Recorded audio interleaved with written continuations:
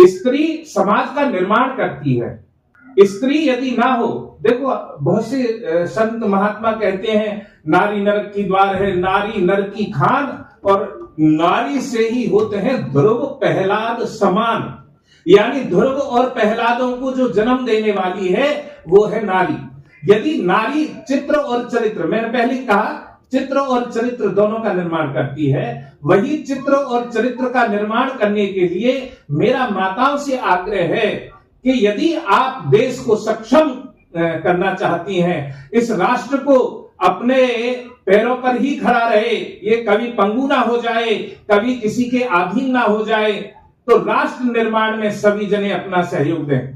दूसरी बात, आजकल क्या होता है, आपने एक बात का चिंतन नहीं किया, अन्य जाति, अन्य धर्म में, अन्य पंथों में माताओं के ऑपरेशन नहीं होते हैं बच्चों के लिए, लेकिन सनातन धर्म के लिए एक ऐसा भाव बना दिया है जिससे एक या दो बच्चे से ज्यादा बच्चे पैदा ही ना हो। पहली बात तो हमारी सोच ही ऐसी हो चुकी है कि हम राष्ट्र के निर्माण में अपना सहयोग नहीं कर रहे हैं। एक बच्चा हो जाए तो कह देते बस बहुत है। अरे भैया, राम जी भी, जिन राम की आप उपासना करते हो, जिनके लिए आप जय श्री राम का जय घोष करते हो, वो भी 4 भाई थे।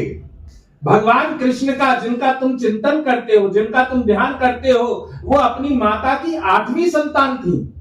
आप इन बातों का ध्यान नहीं देते हो। आपने कह दिया कि भगवान तो आते ही नहीं है। एक बार मैं एक प्रसंग और आप लोगों को सुनाऊं कि एक बार, ये केवल एक प्रसंग है, कोई पौराणिक कथा नहीं है, ये केवल समझाने के लिए एक प्रसंग तैयार किया गया है।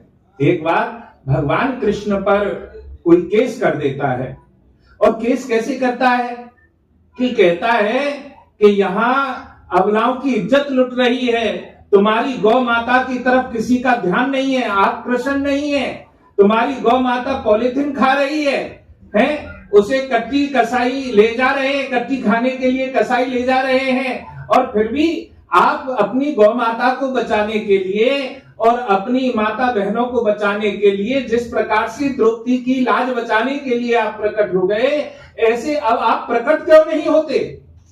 तो भगवान कृष्ण को कोर्ट में बुलाया गया, और भगवान कृष्ण जब कोर्ट के अंदर प्रकट हुए, आए, तो भगवान से जज साहब ने कहा कि आप अपनी अबलाओं की अब लाज नहीं बचाते, अब आप अपनी गौ माता की रक्षा नहीं करते। तो भगवान कृष्ण कहने लगे, मैं आऊं तो आऊं कहां से, पहले वो माताएं ध्यान दें, मैं अपनी माता की 8वीं संतान हूं। अब